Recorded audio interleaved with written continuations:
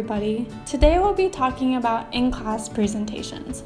I know, but love them, hate them, regardless, you have to do them. So let's start by thinking of the great orators of our time. John F. Kennedy, Martin Luther King Jr., Barack Obama. What do they have in common?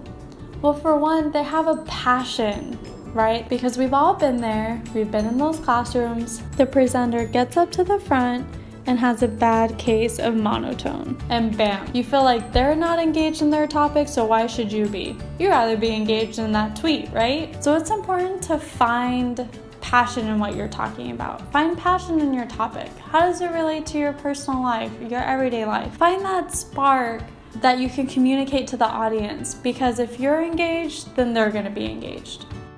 Another thing that kills presentations is reading. You get that presenter that pulls out their entire essay and reads off of it word for word. Or they pull up their PowerPoint that's loaded with text and they just turn their back towards you and just start reading it. It's called an in-class presentation, not, mind you, an in-class reading.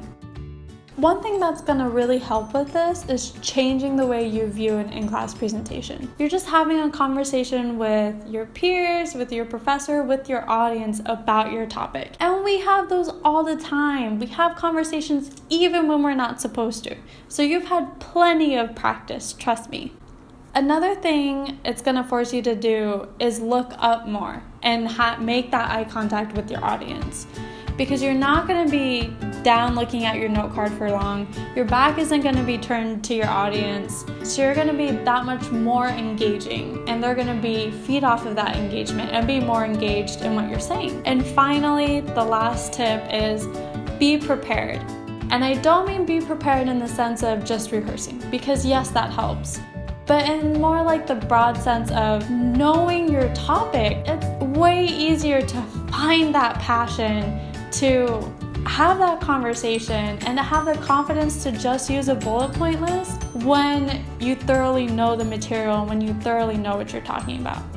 Now see, wasn't that a lot easier than just merely picturing your audience in their underwear?